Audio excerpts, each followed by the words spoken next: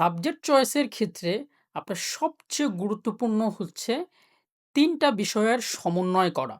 তুরস্কের স্পেসিফিক কিছু ইউনিভার্সিটি বা কিছু শহর বলা যায়। কিছু শহরে তারা খুব খুবই কম স্টুডেন্টের কোটা দিয়ে থাকে।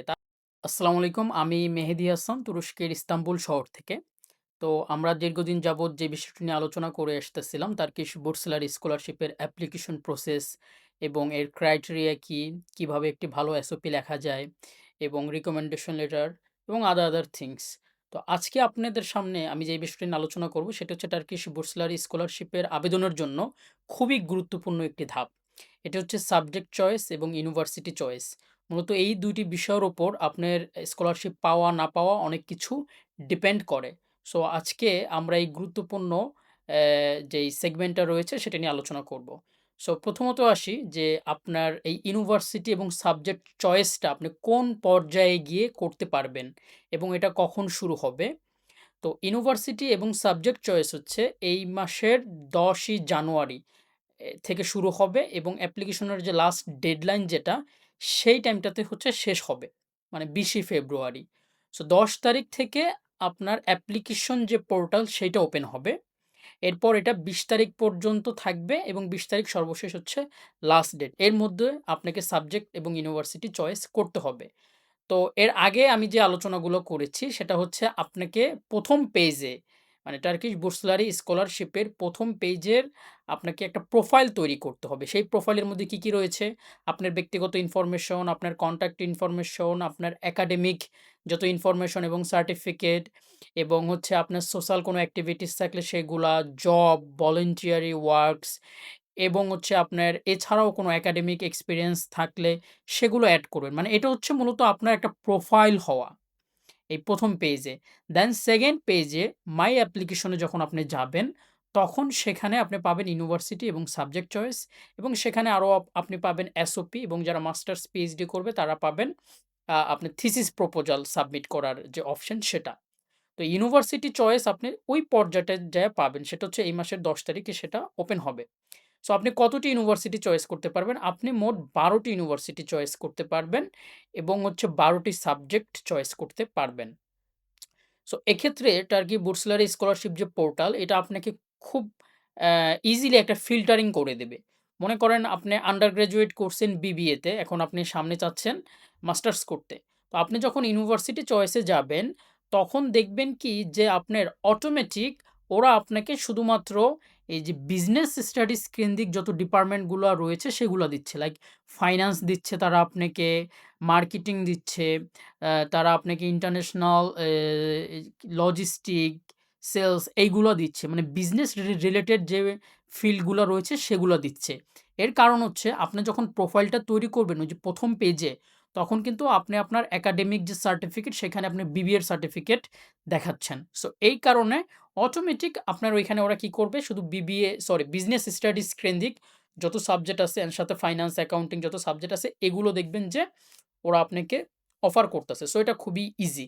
আন্ডার গ্র্যাজুয়েটের ক্ষেত্রে এটা খুব একটা এরকম না। আপনি আন্ডার গ্র্যাজুয়েট সেখানে কমার্স বা আর্টস দেখাইছেন। কিন্তু আপনি এখানে এসে হচ্ছে সবগুলাই আপনার জন্য ওপেন। আপনি চাইলে বিবিএ করতে পারেন, আপনি চাইলে ফাইন্যান্সে অনার্স করতে পারেন, আপনি চাইলে ইসলামিক স্টাডিজে করতে পারেন। সো এইটা আন্ডার গ্র্যাজুয়েটের জন্য ওপেন। আন্ডার গ্র্যাজুয়েটের জন্য এই ধরনের ফিল্টারিংটা হয়ে থাকে না। তো প্রথমত আসি সাবজেক্ট চয়েস নিয়ে। সাবজেক্ট চয়েসের ক্ষেত্রে আপনার সবচেয়ে গুরুত্বপূর্ণ হচ্ছে ৩ টা বিষয়ের সমন্বয় করা। কি? এক হচ্ছে আপনার এডুকেশন, পিছনের যে এডুকেশন ব্যাকগ্রাউন্ড সেইটা। এইটার সাথে এসওপির একটা সামঞ্জস্যপূর্ণতা থাকতে হবে। তারপর হচ্ছে আপনি টিচারের কাছ থেকে যে রিকমেন্ডেশন লেটার নিচ্ছেন সেটাতেও একটা সামঞ্জস্যপূর্ণতা থাকতে হবে। কিরকম ভেঙে বলি, সেটা হচ্ছে যে আপনার পিছনের একাডেমিক ব্যাকগ্রাউন্ড হচ্ছে আপনি কমার্সে পড়াশোনা করছেন। তো আপনি কমার্সে পড়াশোনা করে এসে আপনি আন্ডার গ্র্যাজুয়েটের জন্য আপনি ফিজিক্সও চয়েস করতেছেন, বিজনেস স্টাডিজও চয়েস করতেছেন, আপনার হচ্ছে ইসলামিক স্টাডিজও চয়েস করতেছেন। বিষয়টা কিন্তু হযবরল খিচুড়ির মতো হয়ে যাচ্ছে। এরকম না। এইজন্য আপনারা যখন এসওপি লিখবেন বা রিকমেন্ডেশন লেটার লিখবেন, তখন আপনাদের মাথায় কয়েকটা বিষয় থাকতে হবে। সেটা হচ্ছে আপনার পিছনের একাডেমিক ব্যাকগ্রাউন্ড কি? তারপর হচ্ছে আপনি এসওপি কিভাবে লিখতেছেন? আপনার কোন ফিল্ডটাকে আপনি ইম্পোর্টেন্স দিচ্ছেন ফিউচার স্টাডিজ এর জন্য? আপনার রিকমেন্ডেশন লেটার টিচারের কাছ থেকে যে নিচ্ছেন, সেই টিচার আপনার কোন বিষয়গুলোকে ফোকাস করতেছে। এর সাথে আপনার সাবজেক্ট চয়েসটা হচ্ছে রিলেটেড। আপনি সেভাবে হচ্ছে সাবজেক্ট চয়েস করবেন। সো আপনি এসওপির মধ্যে লিখতেছেন যে আপনি হচ্ছে ট্রিপলিতে নিয়ে আপনি পড়াশোনা করতে চাচ্ছেন। কিন্তু আপনি এদিকে হচ্ছে সাবজেক্ট চয়েসের ক্ষেত্রে আপনি একটা বিজনেস স্টাডিজেরও ২ টা সাবজেক্ট আপনি এখানে চুজ করে দিছেন। সো সেখানে স্কলারশিপ কমিটি মনে করবে যে এই ছেলেটা নিজের কাছেই নিজে ক্লিয়ার না। সে অ্যাকচুয়ালি বলতে চাচ্ছে কি আর করতে চাচ্ছে কি? সো এইজন্য এসওপি লেখার ক্ষেত্রে খুবই ডিটারমাইন্ড হতে হবে। এই অনুযায়ী আপনার সাবজেক্ট চয়েস করতে হবে। যেরকম এই ক্ষেত্রে আপনারা এসওপির ক্ষেত্রে একটা পন্থা অবলম্বন করতে পারেন। মনে করেন যে একজন স্টুডেন্ট সে সায়েন্সে পড়াশোনা করছে কমার্সে বাংলাদেশে। এখন সে চাচ্ছে কি যে আমি ত্রিপলিতেও কিছু চুজ করব, মেকানিক্যাল ইঞ্জিনিয়ারিংও কিছু চুজ করব, এরপর হচ্ছে কম্পিউটার ইঞ্জিনিয়ারিংও আমি কিছু চুজ করব। মানে আমি ৪ টা কইরা ৩ ৪ ১২ টা সাবজেক্ট চুজ করব, ১২ টা ইউনিভার্সিটি চুজ করব। কারণ সে জানে না যে এ এই প্রতিটা ডিপার্টমেন্টের কোটা কয়টা করে দিচ্ছে এই বছর। তো এমন যদি কোনো শিক্ষার্থী থেকে থাকে সে ৩ টা সাবজেক্ট ধরতে চাচ্ছে, তাহলে তার এসওপির সে যখন লিখবে, ওই এসওপিতে সে যে ফিউচার যে একাডেমিক ফিল্ড, এটাকে স্পেসিফিক একটা বলবে না। শুধুমাত্র কম্পিউটার ইঞ্জিনিয়ারিং বলবে না। সে তখন ওই যে সে যে ৩ টা যেই সাবজেক্ট সামনে চুজ করতে চাচ্ছে ইউনিভার্সিটিতে, ওই ৩ টার সমন্বয়ে সে একটা ফিল্ড নিবে। সে একটা ইঞ্জিনিয়ারিং ফিল্ড নিলো বললাম আমি যে জেনারেলি এরকম। সো এই ক্ষেত্রে আপনারা এইভাবে চুজ করবেন। কিন্তু কেউ যদি ডিটারমাইন্ড থাকে, না আমি কম্পিউটার ইঞ্জিনিয়ারিংয়েই পড়াশোনা করব এবং এইটাই আমার কেরিয়ার এবং আমি এইটা নিয়েই সবকিছু করব। সে হচ্ছে তার এসওপিও হচ্ছে শুধুমাত্র কম্পিউটার ইঞ্জিনিয়ারিং ফোকাসড করে লিখবে। তার হচ্ছে আপনার রিকমেন্ডেশন লেটারও সেই কেন্দ্রিক টিচার একটা দিবে যে তার একটা ছিল ব্যাকগ্রাউন্ডে একটা অভিজ্ঞতা ছিল ভালো, এরকম টিচার যখন রিকমেন্ড করবে, সেই টিচারও তাকে কম্পিউটার ইঞ্জিনিয়ারিং এর জন্য রিকমেন্ড করবে স্কলারশিপ কমিটির কাছে, মানে রিকমেন্ডেশন লেটার যেটা, এবং তার সাবজেক্ট চয়েসগুলোও ওইভাবে হবে। এইজন্য আবারও বলি যে এই কয়েকটা বিষয়ের সমন্বয় থাকতে হবে। আপনার পিছনের একাডেমিক ব্যাকগ্রাউন্ড, আপনার এসওপি, আপনার রিকমেন্ডেশন লেটার এবং আপনার সাবজেক্ট চয়েস, এগুলা একে অপরের সাথে সম্পূরক। এগুলার একটা সামঞ্জস্যপূর্ণতা থাকতে হবে। মাস্টার্স এবং পিএইচডির ক্ষেত্রেও সেম। আপনার এই ফিল্ডগুলো ধরতে হবে যে আপনি কি ফিল্ডে করতে চাচ্ছেন। সেই এসওপি অনুযায়ী, সেই রিকমেন্ডেশন লেটার অনুযায়ী, সেই আপনার পিছনের ব্যাকগ্রাউন্ড অনুযায়ী দেন হচ্ছে আপনি আপনার যে সাবজেক্ট চয়েস এগুলা করবেন। এখন আসি ইউনিভার্সিটি চয়েস নিয়া। সো আপনি হচ্ছে ১২ টি ইউনিভার্সিটি চুজ করতে পারবেন। তুরস্কে অসংখ্য ইউনিভার্সিটি আছে। প্রায় ৮০-৮৪ টার মতো ইউনিভার্সিটি আছে। এর মধ্যে থেকে আপনি ১২ টি ইউনিভার্সিটি চুজ করতে পারবেন ওই ১২ টি সাবজেক্টের সাথে। তো ইউনিভার্সিটি যখন আপনি চুজ করতে যাবেন, তখন কিছু ইউনিভার্সিটি হচ্ছে আপনার পাশেই দেখবেন নিচে লেখা থাকে, একটা রিকোয়ারমেন্ট লেখা থাকবে। যেরকম আপনি খুবই হাই র‍্যাংকেড ইউনিভার্সিটিগুলোতে যখন যাবেন, লাইক কোচ ইউনিভার্সিটি, তারপর হচ্ছে এখানে ইস্তাম্বুল টেকনিক্যাল ইউনিভার্সিটি রয়েছে, ইস্তাম্বুল ইলদিজ টেকনিক ইউনিভার্সিটি, মেটু, এই ধরনের ইউনিভার্সিটিতে আপনি যখন অ্যাপ্লিকেশন করতে যাবেন, দেখবেন যে ওরা হচ্ছে স্যাট এবং টোফেলের একটা মার্কস চাচ্ছে। এটা পাশে স্পেসিফিক ছোট করে লেখা থাকবে। তো আপনার যদি স্যাট বা টোফেল না থেকে থাকে, তাহলে ওই সমস্ত ইউনিভার্সিটিতে আবেদন করবেন না। ইউনিভার্সিটি খুবই হাই র‍্যাংকেড এবং খুবই ভালো কোয়ালিটির ইউনিভার্সিটি এবং তাদের ওই রিকোয়ারমেন্টটাও হচ্ছে ওরকম। সো এই ক্ষেত্রে এটা আপনারা রাখবেন, মাথায় রাখবেন। আরেকটা বিষয় মাথায় রাখবেন যে মেটু হচ্ছে স্কলারশিপ এখন আর দেয় না। অনেক আগে দিত, এরপর আর দেয় না। এখন আসি যে ইউনিভার্সিটি চয়েস করার ক্ষেত্রে আপনার কি বিষয়গুলা লক্ষণীয় রাখবেন? সেটা হচ্ছে তুরস্কের স্পেসিফিক কিছু ইউনিভার্সিটি বা কিছু শহর বলা যায়। কিছু শহরে তারা খুব খুবই কম স্টুডেন্টের কোটা দিয়ে থাকে। তারা মূলত চায় যেই শহরগুলা খুবই জনবসতি এবং খুবই ক্রাউডেড, ওই সিটিগুলার বাহিরে হচ্ছে স্টুডেন্টকে পাঠাতে, ইন্টারন্যাশনাল স্টুডেন্টকে পাঠাতে। তো এই ক্ষেত্রে যেই সিটিগুলাতে তারা খুব কম কোটা দিয়ে থাকে, তার মধ্যে হচ্ছে ইস্তাম্বুল সর্বপ্রথম।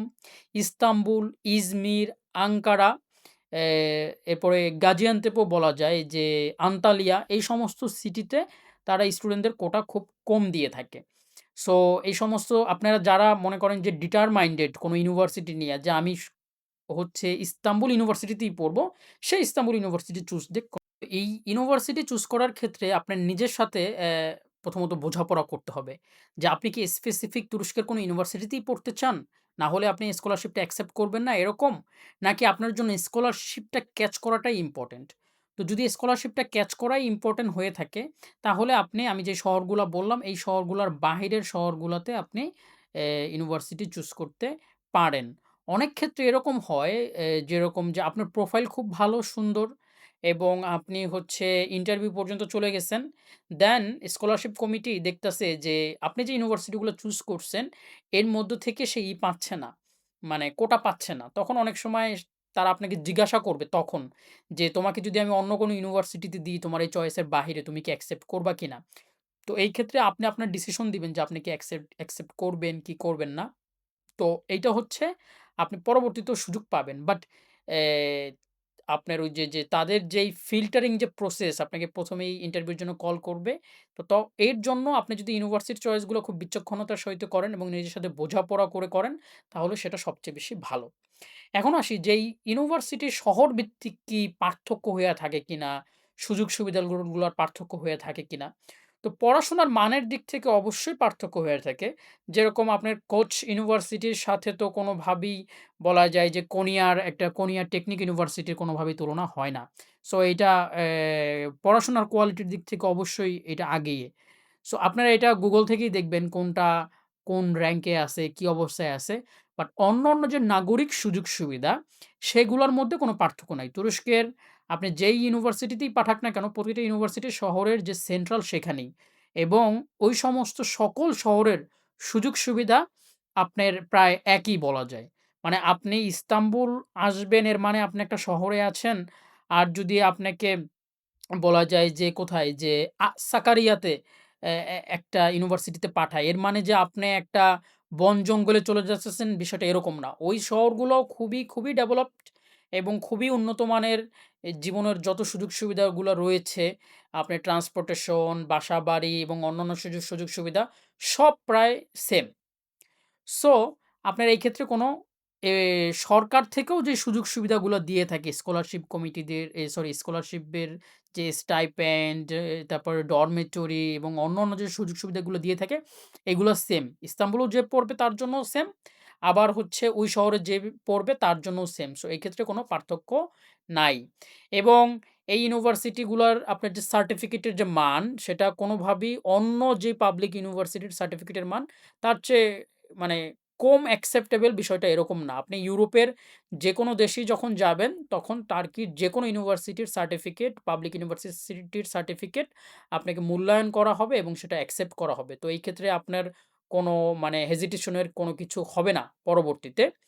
এরপর হচ্ছে আপনার যে অন্যান্য যে সুযোগ-সুবিধা আমি আমার বিগত আলোচনায় করেছি যেরকম টার্কির স্কলারশিপের আসার পর আপনি এখানে ইউনিভার্সিটিতে পড়াকালীন অবস্থায় আপনি ইরোসমাস প্লাস, ইরোসমাস 101 বা ইরোসমাস ইন্টার্নশিপ বা হচ্ছে ম্যাবলানা প্রোগ্রামের মাধ্যমে ইউরোপের, এশিয়ার দেশগুলোতে যে আপনি সেমিস্টার এক্সচেঞ্জ প্রোগ্রামের যে সুযোগ-সুবিধাগুলো পাবেন, এগুলো শহর ভেদে ভিন্ন নয়। এগুলো ইউনিভার্সিটিতে ভেদে ভিন্ন নয়। আপনি সকল ইউনিভার্সিটিগুলাতেই আপনি এই সুযোগ-সুবিধাগুলো পাবেন।